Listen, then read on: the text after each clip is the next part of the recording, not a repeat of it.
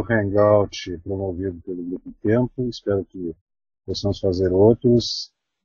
A gente resolveu fazê-lo a partir de uma conversa com o meu amigo Pedro Hilgenfritz, que atualmente mora na Nova Zelândia, é mestre em teatro, em direção teatral, e é professor na Unitec lá há 9 anos já na área do teatro. E o Pedro agora está preparando seu doutorado e me convidou para a gente conversar um pouco sobre teatro. E vamos aproveitar também para disponibilizar isso na internet. Então, boa noite, Pedro. Aí é de dia ainda, né? Aqui ainda é 15, 16 horas de diferença do Brasil, aqui ainda é dia. Já é dia, né? Porque aí já é domingo. Aqui já é dia.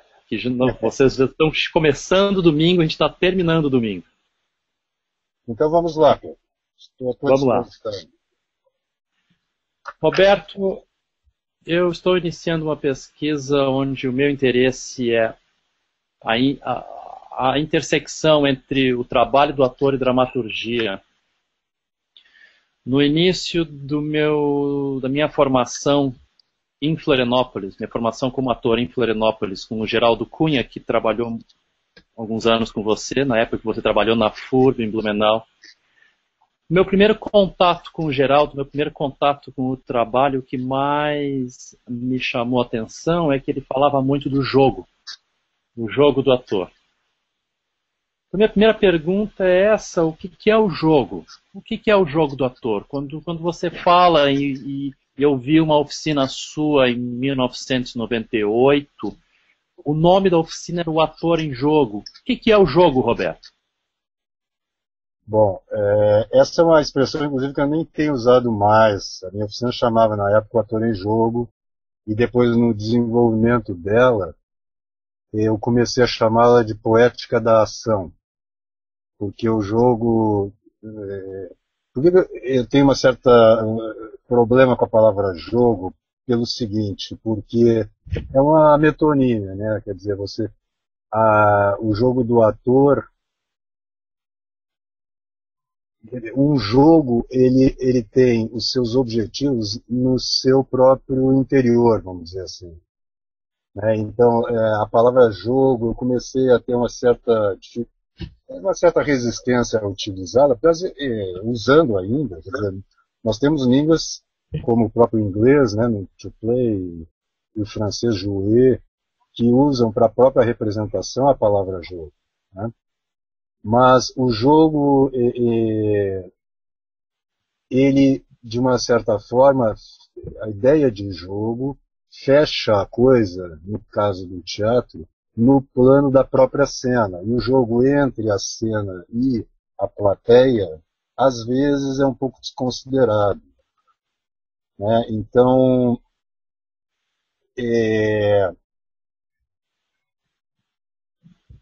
eu diria que o jogo do ator é através de ações ficcionais, ações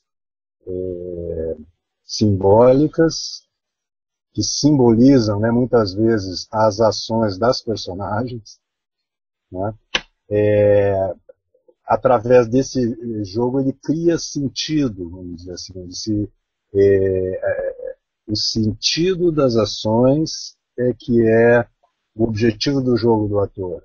Né? Então, uma coisa que eu tenho observado muito nos alunos é que, por conta de uma compreensão equivocada da representação teatral, acho que muito por causa da influência do cinema e da televisão, que são as referências maiores, e maiores em termos de quantidade mesmo, né, que as pessoas veem. Raramente, mesmo os alunos de teatro veem muito mais cinema do que teatro. Até porque cinema tem essa grande vantagem de você poder, hoje em dia, transmitir até pela internet. Né? Então você tem acesso às grandes obras de arte cinematográfica dos grandes mestres, enquanto para você ter acesso a uma obra de teatro de um mestre, dar um trabalho do cão. Ou você tem que ir até onde o espetáculo está acontecendo, ou então, o que dá mais trabalho, trazer o espetáculo até a tua cidade. Então, a tendência dos alunos e mesmo dos atores mais inexperientes é acreditar que se eles conseguirem viver a situação ficcional no lugar, vamos dizer assim, da personagem, o problema poético está resolvido.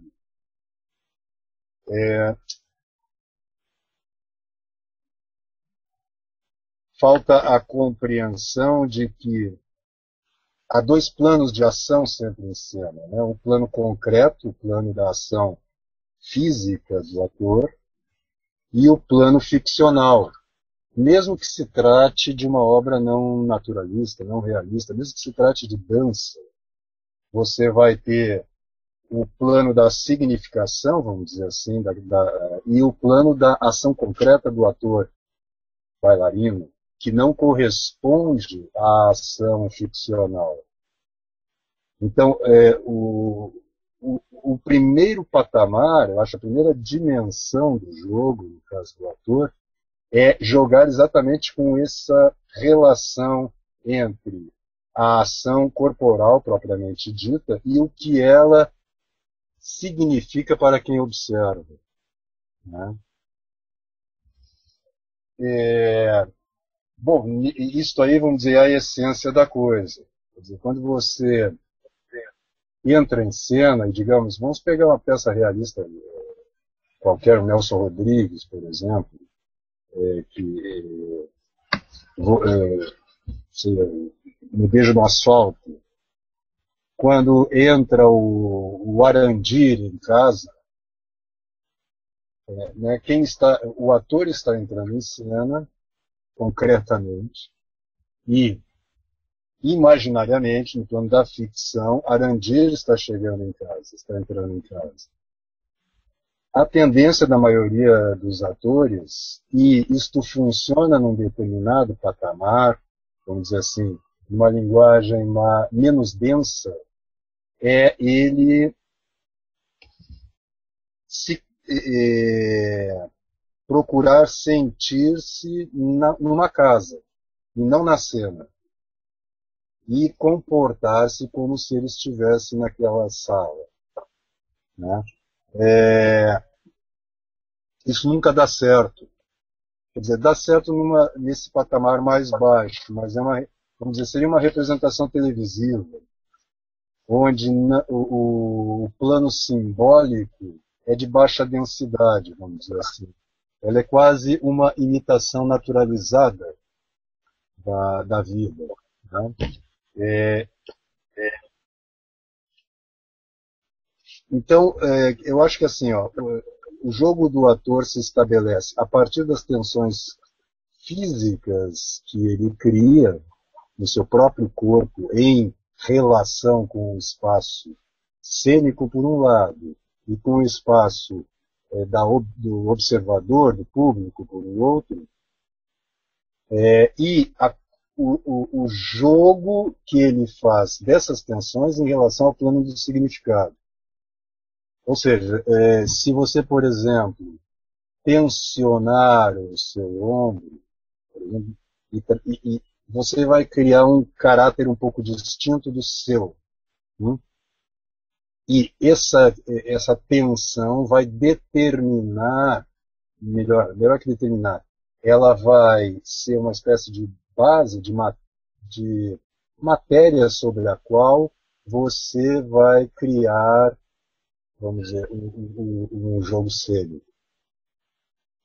Então, me parece que assim, um elemento fundamental é essa distinção entre o plano corporal, ou concreto, a gente poderia chamar até, e o plano ficcional, simbólico, imaginário. Como? Não, eu tô te ouvindo, pode continuar. Certo. Bom, por conta que você separou, a minha pesquisa, eu estou interessado na questão do jogo e essa terminologia que você citou, le jeu, que vem da escola do Copo, mas que se a gente for procurar no Copo, ele não fala em le jeu. É um termo que foi criado na década de 40 pelo Léon Chancerelle e que tomou corpo mesmo com o trabalho do Jacques Lecoq, mas sobretudo com o trabalho do Philippe Goulier. Minha questão que eu estou procurando é a relação entre o jogo teatral e a dramaturgia. Você acredita que a preparação do ator é também o aprendizado dramatúrgico? Sim, sim. Porém, não é a mesma dramaturgia do escritor, mas é um aprendizado dramatúrgico. Dramaturgia vem do grego, né, trabalho das ações, né? Ergon, né, trabalho, e drama é ação. E, portanto, existe uma dramaturgia do ator propriamente dito, independente Sim. da dramaturgia ficcional, vamos dizer assim, relacionado com ela, evidentemente.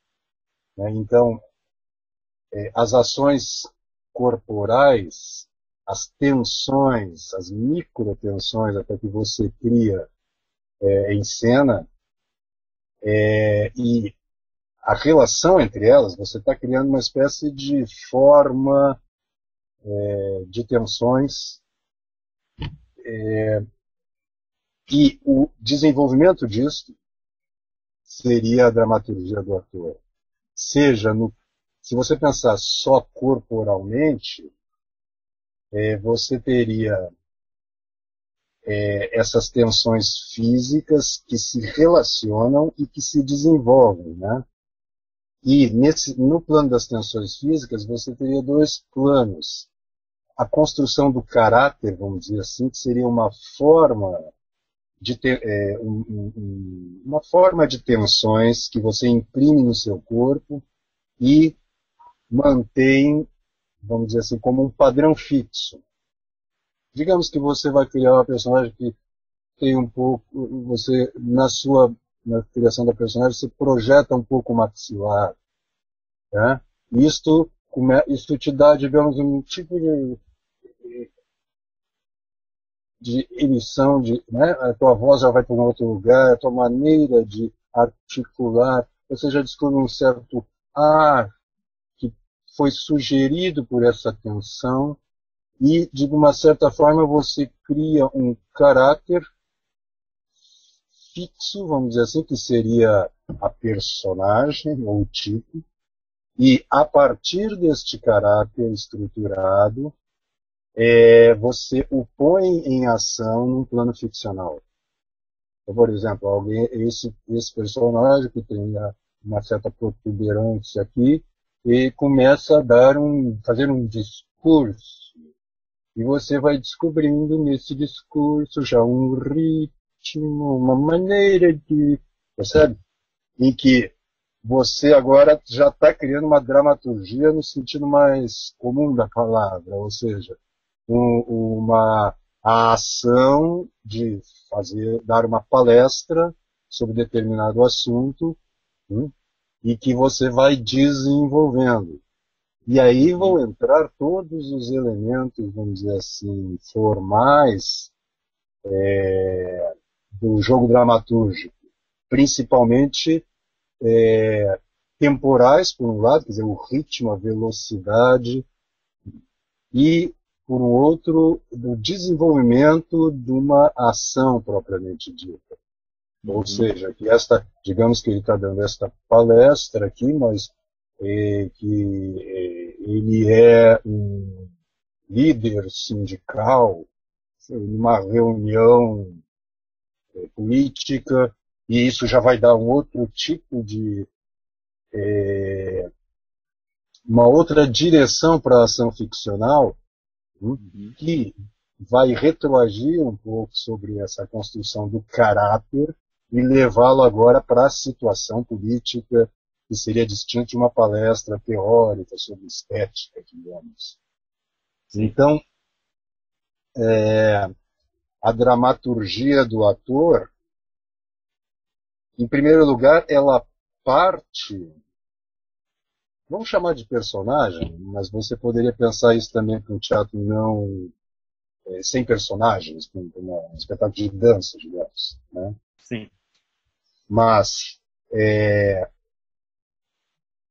a dramaturgia do ator, ela se reduz, vamos dizer assim, à composição do corpo, por um lado, e por um outro, a inserção numa situação mais ampla. Quer dizer, se você Uhum. tem vários atores, como eu tive, tanto lá no Grupo Tear, com a Maria Helena Lopes, e depois com o Grupo Tempo, e o meu trabalho também em Blumenau, o Grupo Fênix, muitos dos nossos trabalhos foram, toda a dramaturgia da cena foi criada a partir de improvisações. Sim. Né? Como é na escola Lecoq, enfim, há uma influência forte, pelo menos houve uma influência forte da improvisação, especialmente das técnicas desenvolvidas pelo Lecoq no meu trabalho. Então, você tinha determinada situação que às vezes era proposta por mim e às vezes até pelo grupo, pelos atores, alguém sugeria alguma situação e eles começavam a desenvolver essa situação. E eu de fora, como diretor, sugeria um encaminhamento ou outro, mas geralmente eu partia do material que eles criavam, retrabalhava esse material, né, e voltava a propor isso, aquela situação, com algumas modificações, né, e a gente ia criando espetáculo a partir disso. Então você tinha uma dramaturgia mais no sentido convencional que eu fazia, mas ainda assim eu não era uma dramaturgia de escrivaninha, né? Hoje em dia a gente ia de computador, mas uma dramaturgia que era feita na situação concreta, junto com os atores, fundamentalmente. Mas Você mencionou o termo dramaturgia do ator, que é um termo utilizado pelo Barba, sobretudo num livro que ele lançou 4 anos atrás, 2010, que se chama Directing and Dramaturgy, Direção e Dramaturgia. É praticamente um relato autobiográfico do trabalho dele com o Odin. E ele, logo no primeiro capítulo, ele usa esse termo e ele explica a forma como ele trabalha, mas eu achei a forma como ele trabalha diferente da experiência que eu tive observando Geraldo trabalhar e da forma como nós trabalhávamos com a Tormenta em Florianópolis, e pressupõe do jeito que você trabalha, porque o Barba, ele deixa os atores trabalhando em isolamento, eles trabalham sozinhos, e eles criam as partituras corporais, o material, e depois trazem para ele, e o Barba edita. Sim. Eu achei isso a dramaturgia do diretor, não a dramaturgia do ator. Sim. De uma certa... existe uma... Não é propriamente uma dramaturgia, seria mais um levantamento de material dos atores, né? Que é dramatúrgico, mas do ponto de vista mesmo do ator. E aí uma dramaturgia mesmo da direção, ou que é o que ele faz recortando isso, deslocando, né? Eu não conheço muito, eu conheço um pouco o trabalho do Barba. Este livro eu não li, eu não sei nem se saiu já aqui. É possível que tenha saído, eu não estou muito a par do mercado editorial em teatro. Mas, enfim, é um trabalho, de fato, muito centrado, quer dizer, o espetáculo resulta de um trabalho muito mais do diretor do que né, em cima dos materiais criados pelos atores. Sem dúvida, mas é um trabalho muito distinto, de fato, dessa escola do Lecoq, enfim, que a gente poderia dizer uma escola mais improvisacional, onde a dramaturgia do ator também é uma dramaturgia do sentido da ação. E no caso Sim. do Barba, esse sentido da ação é deslocado, vamos dizer assim, e às vezes até destruído por um outro, né, substituído por um outro sentido que é dado pela direção. Claro que lá na mente do ator o sentido original permanece, mas ele toma um outro sentido a partir da composição definida pelo diretor. Sim. Eu não aguentaria 5 minutos de um trabalho como esse. E tenho, nos últimos anos, tenho diminuído não tenho trabalhado, não tenho enfatizado tanto o problema da técnica, porque me parece que o problema do sentido mesmo, da expressão, pelo menos aqui no Brasil, onde a situação intelectual é lamentável, o que resulta é que você tem muitos atores e aliás por uma influência também do próprio teatro antropológico do João Barba, Uhum. você vê atores altamente treinados fisicamente, tecnicamente, mas que não têm absolutamente nada a dizer artisticamente. Então são espetáculos quase que, como nós temos lá no próprio Barba, demonstrações técnicas. Sim. Né? Aliás, eu acho que o trabalho do Barba ele tem uma ênfase técnica que eu acho que no trabalho dele propriamente isso é superado, mas nos alunos aí, nos atores influenciados por ele, muitas vezes vira uma espécie de demonstração técnica, assim, do quanto o que eu sou capaz de fazer com o meu corpo. E eu particularmente não tenho assim o mínimo saco para isso. Vira Existe um também. trabalho virtuosístico, mas que não faz sentido. Sim.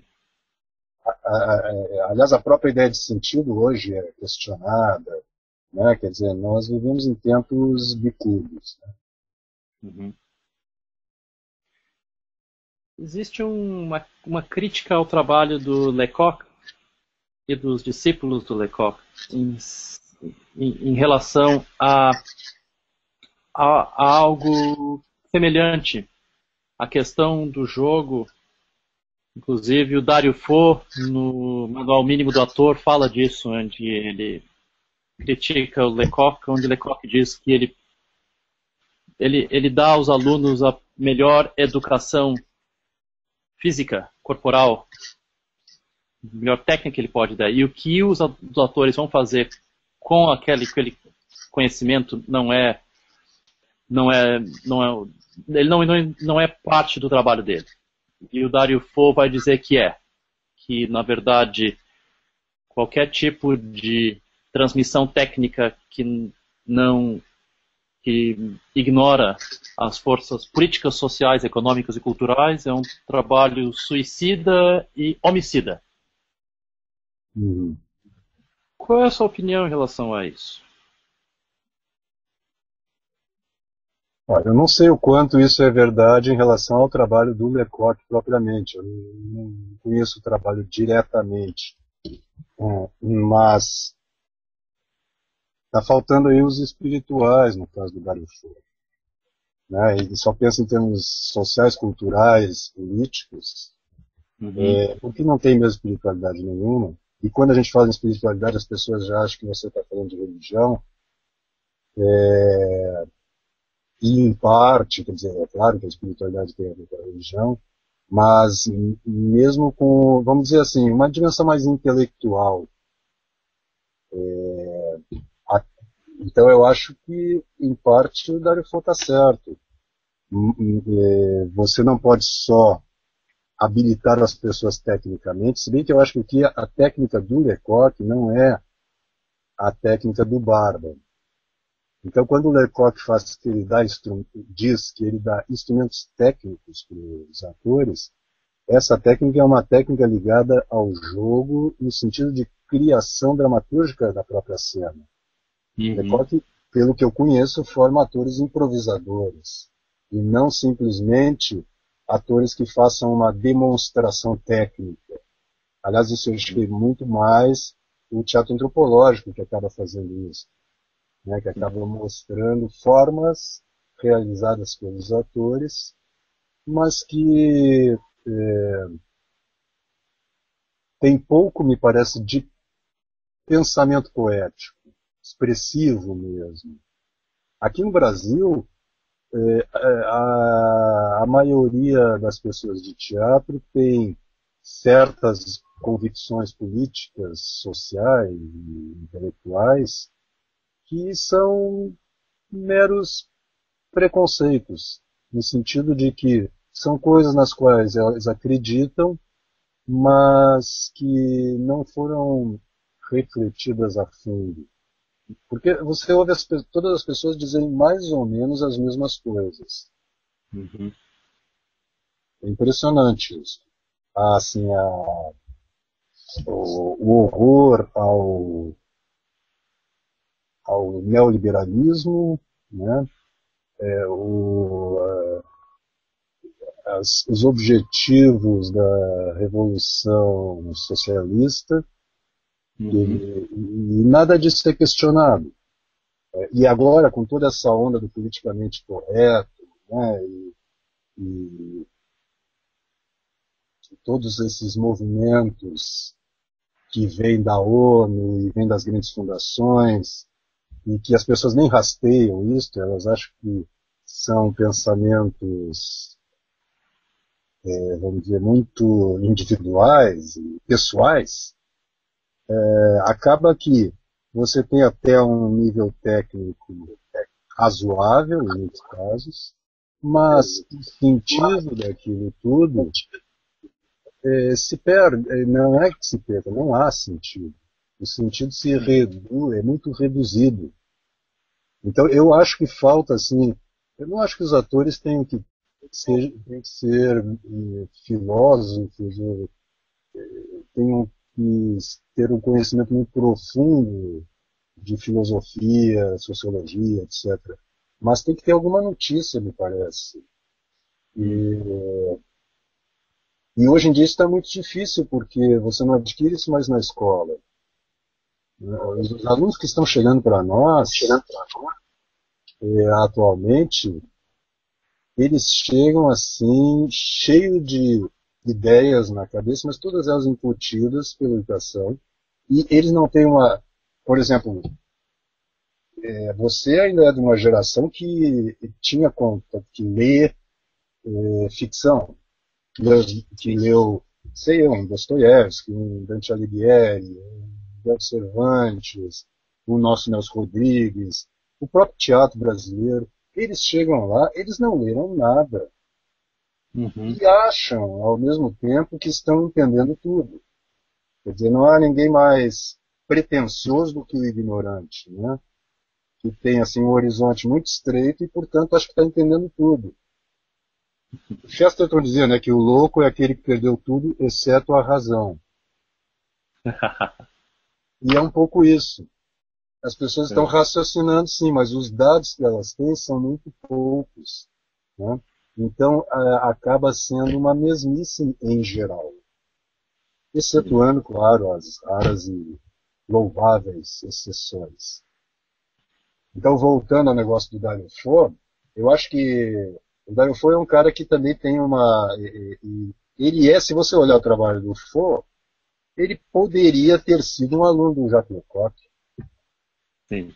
Que enveredou mais para a palavra mesmo. Mas você vê que o trabalho dele com comédia dell'arte, com as máscaras, com os tipos, né? É um trabalho que poderia ter sido desenvolvido dentro da escola Lecoq. Então não me parece que o Lecoq dê só técnica no sentido assim desvinculado da dramaturgia. É uma opinião também, eu não olho. No caso, eu conheço pouco a obra dos dois. O que o Foucault fala é muito de como, dentro da pedagogia do Lecoq, atrelada a um estilo, a uma estética também. Que ele critica como os atores formados pelo Jacques Lecoq todos se parecem vindos da mesma forma. Mas isso é verdade. Mas eu não sei se dá para escapar disso aí, no sentido de que você não inaugura nada, né? Talvez o próprio Foucault tenha um gênio especial onde ele realmente consiga. Eu acho que todo ator de gênio, todo criador de gênio, acaba criando um estilo próprio, né? Então, de fato, se você pensar nos barbianos, é a mesma coisa. Sim. Você também, né? E nos brechtianos também é a mesma coisa, né?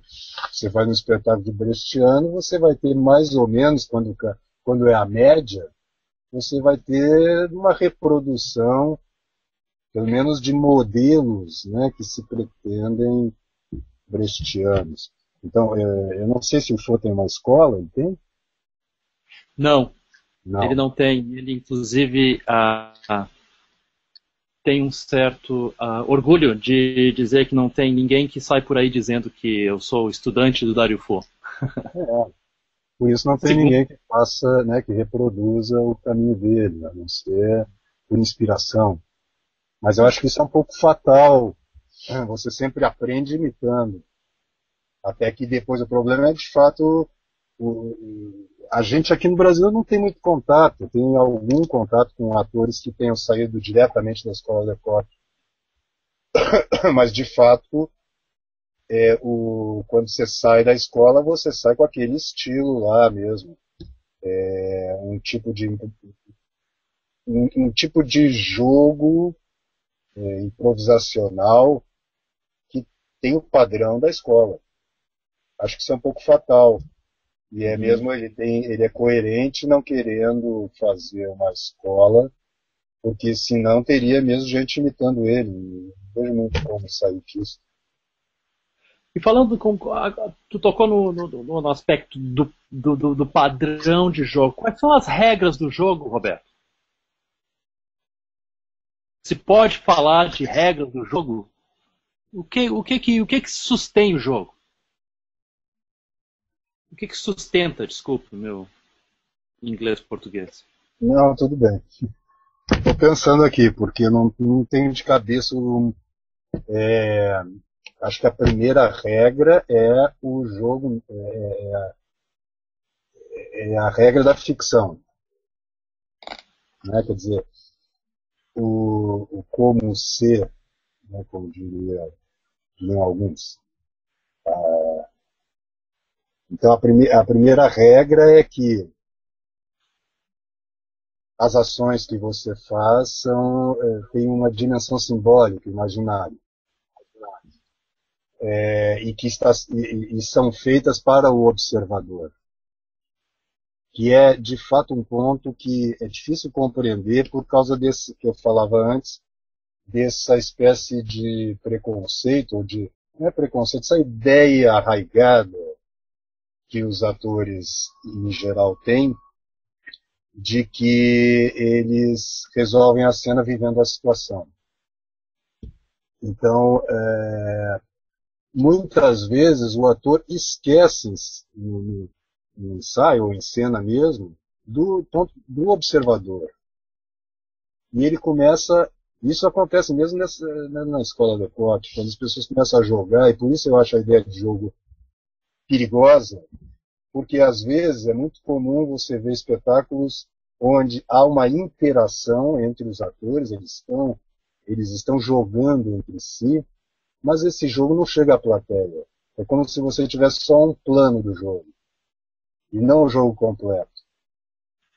E eles têm a ilusão de que isto é o jogo completo. É como assim, eu digo às vezes que assim, o teatro, as pessoas acham que teatro é artes plásticas. Então elas preparam alguma coisa e elas acham que elas vão lá e mostram para o público o que elas prepararam. Está entendendo? Como se, Uhum. como se as relações entre os atores em cena tivessem uma espécie de substancialidade. E elas só têm a substancialidade no plano concreto. E no plano concreto eles estão fazendo para serem vistos. Estão fazendo para eles, para o público. Né? Então, se há esse fechamento da cena em si mesmo, você quebrou a primeira regra. Né? Uhum. Quer dizer, então eu acho que assim, a regra fundamental é o que eu faço, o que eu faço concretamente tem uma dimensão simbólica, sempre. Mesmo que você pegue distanciamento brechtiano e o público entra e você está lá em cena de jeans, você está com a roupa que você usa no seu dia a dia. Né? Imediatamente, o que o público vê é o ator, é você enquanto ator. E, portanto, já tem uma dimensão ficcional. Você está, mesmo que você diga, não, sou eu mesmo, Roberto Malé, estou aqui conversando com vocês. Né? O público sabe que há uma dimensão dramatúrgica nisso. E, portanto, que ele busca um sentido que não é o sentido, vamos dizer, da tua vida cotidiana. Quer dizer, o Barba criou essa ideia essa expressão do extra cotidiano, que na verdade você também poderia dizer do não cotidiano, Uhum. que eu acho que é uma boa ideia. Você lembrar-se, você ter clareza. O problema é que eu acho que, de fato, ele fecha isso um pouco num ator como numa redoma, né? E você está lá no extra cotidiano. Eu conheço atores que treinam muitas horas por dia sozinhos. Para mim, isso é um verdadeiro absurdo. Sabe? Eu não consigo entrar. Aliás, ensaiar cenas. Eu tenho dois monólogos. Eu nunca ensaiei nenhuma cena desse monólogo, nem um minuto sozinho. E me sinto ridículo. Claro, você poderia fazer imaginando um público, mas não é a mesma coisa. Em segundo lugar, se é imaginando o público, eu digo, eu não preciso fazer, eu já imagino a cena. Eu lembro o que eu Uhum. tenho que fazer, você está entendendo? Mas eu não preciso agora fisicamente me mover para um público imaginário. Aí eu me movo imaginariamente. Mas isso é uma idiosincrasia minha. Né? Para mim, eu tenho que ter sempre alguém me observando, porque é a partir desta relação que eu crio a cena. E parece que este é um erro básico dos maus atores ou dos atores inexperientes. Eles estabelecem a relação deles com a cena, seja com a Sim. cena corporal concreta, seja com a ficção que está sendo tecida nessa cena. Quando, na verdade, a relação básica é com o público. Sim. Né? Claro, os grandes atores sabem disso, não há dúvida. Eles têm dificuldade, às vezes, em teorizar, porque não são teóricos, são homens da prática, em geral. Né? Uhum. Dizem, o Paulo Outram conta que, quando ele estava fazendo agora o Rei Lear, pouco tempo antes de morrer, eu não vi, inclusive, e ele contava que na cena, eu acho que era a cena da tempestade, em que ele virava de costas para o público e ficava fazendo caretas para os outros atores. Né? E uma vez eu contei isso para um amigo, que é enfim, um cara de teatro bastante sério, e ele achou um absurdo, acha que isso eticamente errado. Digo, não, não é não, você está misturando as coisas.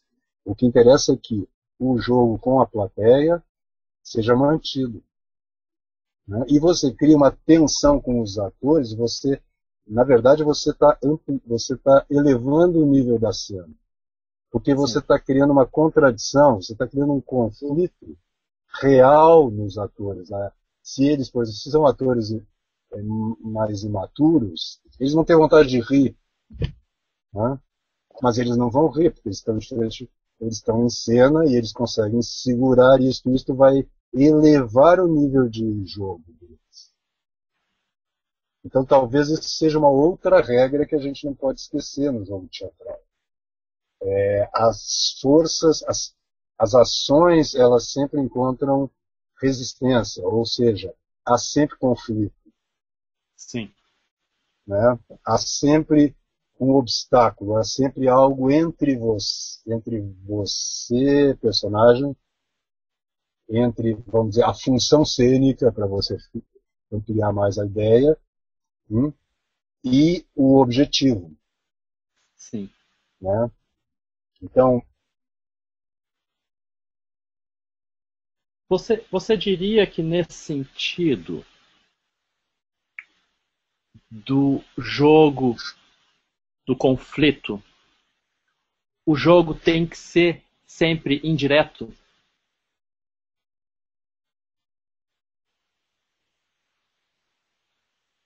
depende exatamente o que você está entendendo por indireto. O jogo ele é sempre indireto, né? No sentido de que quando você tem um objetivo, para alcançar o objetivo você vai ter que fazer outra coisa. Você não pode alcançar o objetivo diretamente. Então essa é uma regra do jogo. É uma regra do jogo. Eu costumo exemplificar com o flerte, né? Quando você está em um lugar público e você se interessa por alguém, a primeira coisa que você faz é um movimento em direção oposto à pessoa. As mulheres sabiam disso muito bem. Parece que elas estão esquecendo. Mas, na sedução, a sedução nunca é direta. Quando alguém se vira para você e diz assim, estou interessado em você, você imediatamente diz, mas eu não estou muito interessado em você. Não é isso? Uhum. Então, você ele é indireto no sentido de que, para alcançar um objetivo, você precisa alcançar objetivos intermediários, você precisa fazer uma trajetória, né? Então, nesse sentido, eu diria que o jogo é indireto. Ou que ele é complexo, no sentido de que as pequenas ações elas se relacionam com um objetivo, vamos dizer, transcendente a elas, né? Então você pode, voltando à ideia do flerte, por exemplo, você pode, uma mulher, por exemplo, pode se interessar por alguém e quando percebe que a pessoa vai olhar para ela, ela virar-se para conversar com o outro, mas ao mesmo tempo ela deixa a coxa aparecer, por exemplo. Ou seja, há um certo desvio aqui, né? Ele é indireto nesse sentido, né? Uhum. De você encontrar um caminho que está ligado não só ao conflito, mas ao desejo. Uhum. Ao desejo de chegar em algum ponto.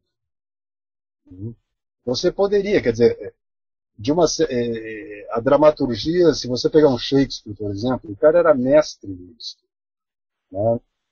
De você, por exemplo, Romeu apaixona-se por Julieta. Quer dizer, ele já começa botando o Romeu apaixonado por uma outra mulher, para que, quando ele se apaixonar pela Julieta, essa paixão se torne maior. É mais forte você se apaixonar por alguém abandonando uma paixão atual do que você Uhum. estar disponível e se apaixonar por alguém, né? Bom, ele se apaixona pela Julieta e imediatamente tem o obstáculo que é a inimizade das famílias. E assim ele vai jogando com um objetivo que se apresenta e um obstáculo imediato, né? E superado este obstáculo surge um novo obstáculo. Então há uma tensão aqui a, entre alcançar o objetivo e superar ou confrontar-se com os obstáculos, Sim. né? Isto acaba gerando um pouco esse indireto aí, né? Na medida que se o Romeu se apaixona pela Julieta, as famílias acham maravilhoso, se reconciliam e o casamento acontece, a peça não existe, né? Sim. Então, eu diria que o jogo tem a ver com a trajetória da personagem, né? Ou a trajetória da cena, se você pensar em termos mais amplos. Se, por exemplo, uma bailarina entra em cena com uma determinada tensão, ela está se movendo em direção a algum lugar, tá? Acho que tem uma outra regra fundamental que é para cada vetor você tem que concretamente ter um contravetor, né? Isto, inclusive, vai dar mais qualidade à ação. Uhum. Se você pensar, por exemplo, em pegar um copo sem contravetor, esse copo não tem peso nenhum, né? Agora, se você pega este copo e tem um contravetor, você percebe que ele ganha importância. Sim. Eu não sei se é o Mikhail Chekhov quem diz isso, ou o Sr. Robert Lewis, não sei. Faz muitos anos que eu li esse texto, mas agora esqueci o que eu ia dizer. Você sempre citou Ah, a que história ele do diz que Ben-Ami, não um é? ator, quando senta, ele tem que continuar sentando. Hum? E assim por diante. Ou seja, o movimento não acaba. Então você, na verdade, quando. E eu diria mais, eu diria que um ator, quando senta, ele tem que estar também levantando. Só que a força de sentar é maior. Mas você está Hum. criando um contravetor que amplifica o seu gesto. Isso eu acho de fundamental importância. Sim. Você nunca, digo, a semana eu ainda disse para um aluno, você vai com tudo, você nunca vai com tudo em cena. E é o oposto que muita gente pensa, eu vou me entregar em cena. Se você se entregar em cena, ninguém fica interessado em você, meu filho. Sim. É o mesmo exemplo da sedução. Quando você se entrega numa sedução, você diz, eu quero dar para você. Imediatamente o fulano diz assim, pois é, mas eu não quero receber.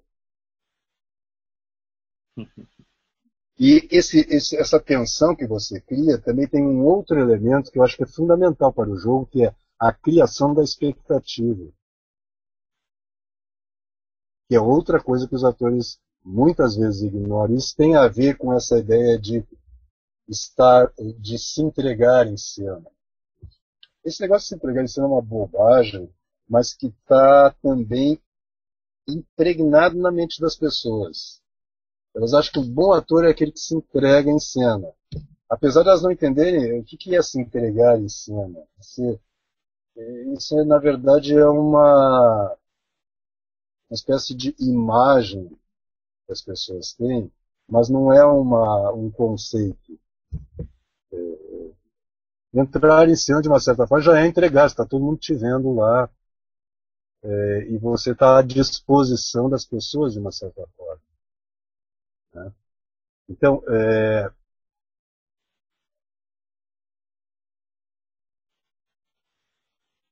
Se você, eu costumo dar um exemplo também muito simples, que não sei se aqui por vídeo vai funcionar.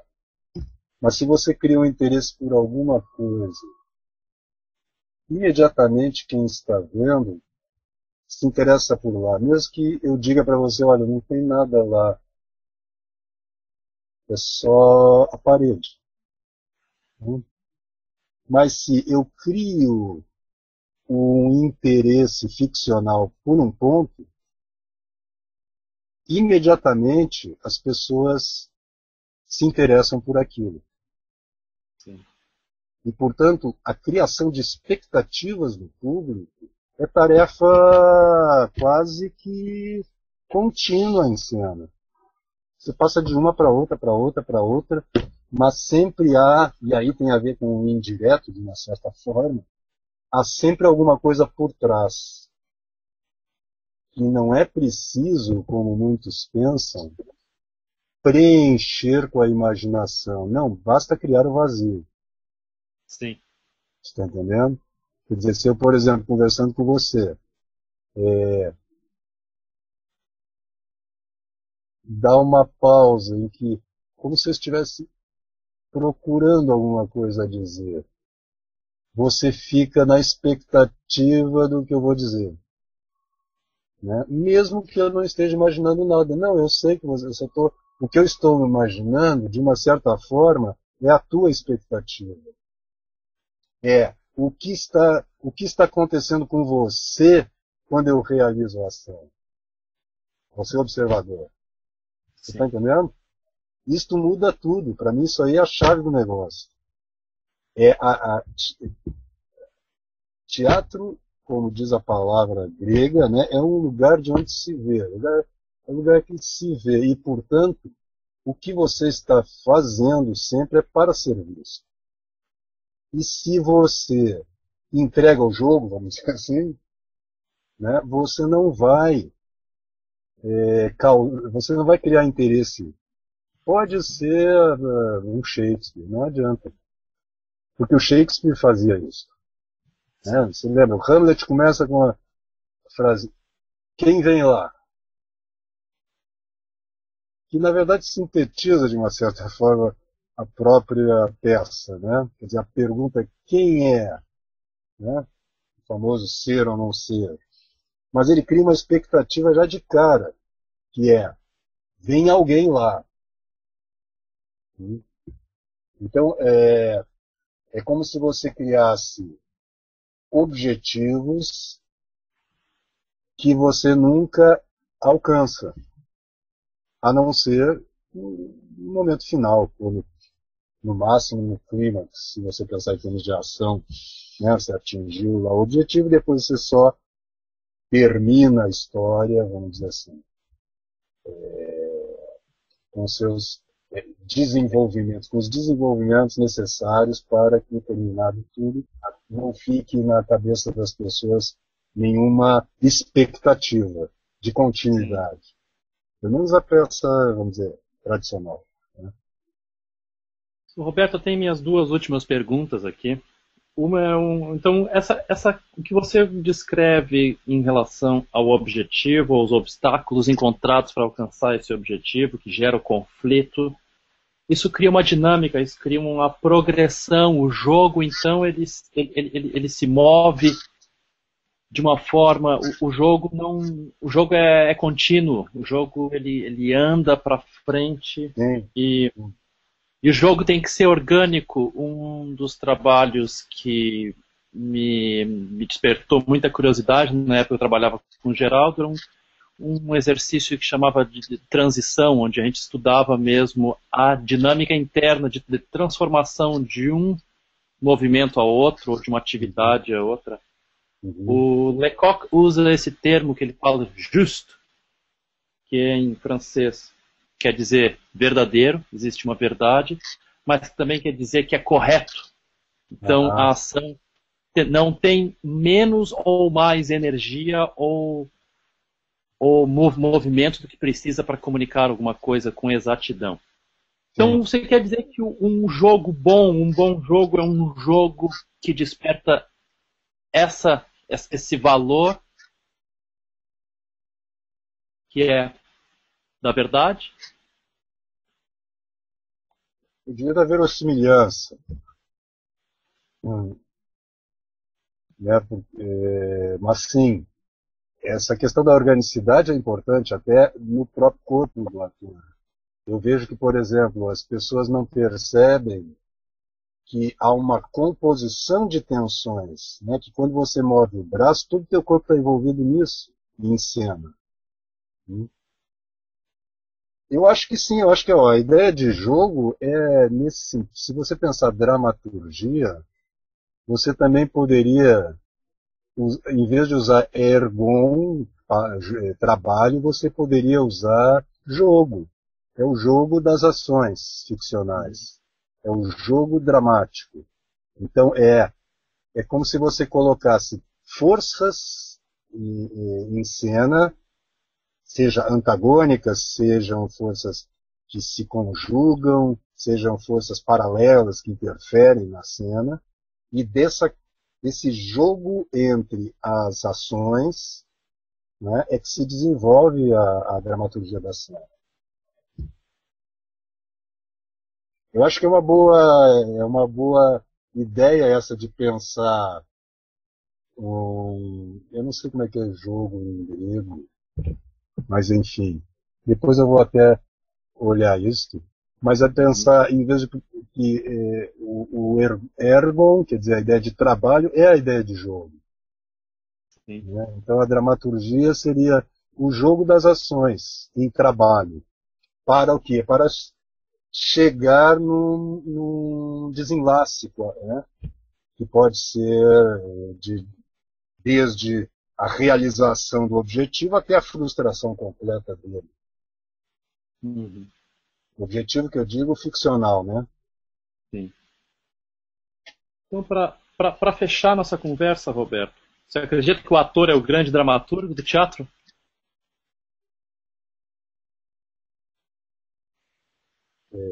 Eu acho que do teatro concreto, sim, do teatro enquanto realização, sim. Apesar de você ter, quer dizer, você poderia dizer que um dramaturgo, no sentido que a gente hoje entende essa palavra, ele organiza, vamos dizer assim, o esquema intelectual formal mesmo da cena. Mas, assim como o diretor, também organiza o esquema das ações concretas na cena. Aí eu diria que depende do teatro. Alguns o ator é o grande dramaturgo da cena, e em outros você tem o diretor também, na cena concreta, tem um papel fundamental. Sempre vai ter, quer dizer, eu acho que além do ator, mesmo um ator como o Dario Fo, por exemplo, que é responsável por todas as dimensões da cena, praticamente, ele também é responsável pela direção dessa cena. Só que é um ator de gênio e maduro para conseguir dirigir a partir da sua atuação, o que é uma coisa bastante difícil de realizar, né? Uhum. Então eu acho que assim, de novo o Paulo Otran me vem à mente com aquela butade dele que diz o teatro é a arte do ator, o cinema é a arte do diretor e a televisão é a arte do patrocinador. Uhum. Então eu acho que sim, o teatro é a arte do ator fundamentalmente. E, portanto, ele é o grande responsável pela dramaturgia da cena, em última instância, mas ele tem seus colaboradores. E um ator que cria uma dramaturgia de cena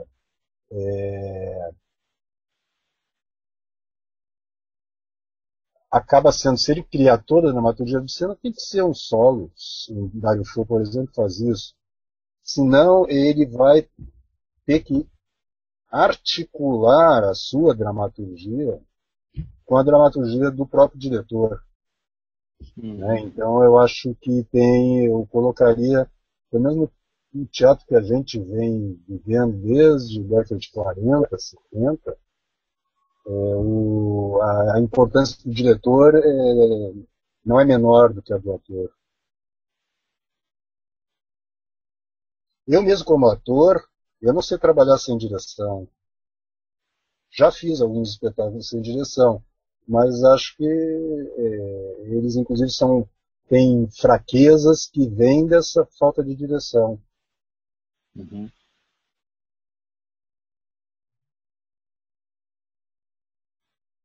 Roberto, eu não tenho mais perguntas. Acho que tu cobriu essa conversa. Só se a gente tiver uma outra conversa um outro dia para a gente desdobrar outras questões Exato, mais em deixar a detalhe. coisa bem, cantar um pouco, né? E marcar uma outra conversa. Para mim é um Aí eu prazer. tenho, eu tenho, eu tenho curiosidade na questão, mas aí a gente vai precisar mais uma outra hora ou duas, da questão da dramaturgia e da pedagogia do ator. Daí Ah, mais ligado à questão do treinamento, questão da educação do ator. a gente pode marcar daqui a algumas semanas, poucas, uma nova conversa sobre isso.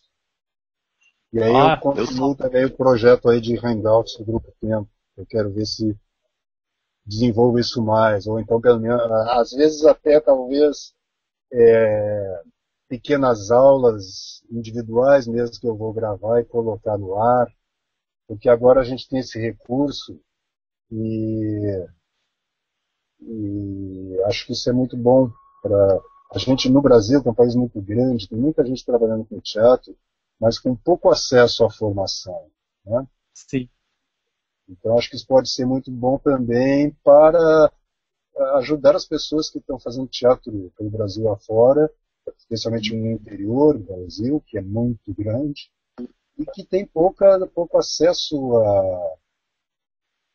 ao ensino teatral, especialmente na área do ator. Sem Onde a dúvida. gente tem, por exemplo, você tem essa a tradição das oficinas, o que é uma coisa boa, em princípio, mas as oficinas são sempre curtas.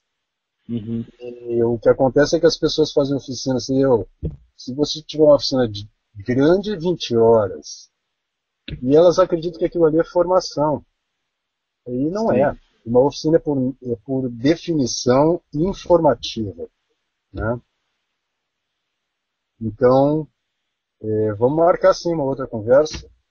Vamos Muito sim. bem. Eu também tenho muito para falar sobre a questão do que está acontecendo aqui, se é de interesse de vocês também, do que está Ah, acontecendo na Eurásia em matéria seria de muito bom. produção A gente pode fazer uma cultural. outra conversa mais nisso, assim, mais para a gente ter um painel. Eu acho que isso é muito bom e acho que as pessoas aqui têm pouca informação mesmo. Eu mesmo tenho muito pouca informação sobre o que está acontecendo ali. Uhum. Você pode, né? Vamos preparar isso.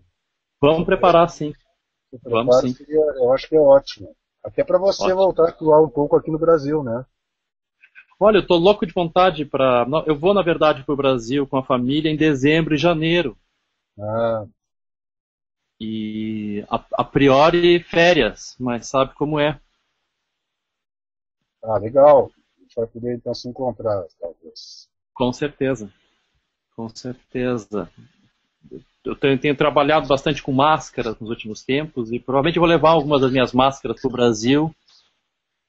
Tem interesse das pessoas de ter um intercâmbio, talvez uma oficina, não sei direito o que vai acontecer.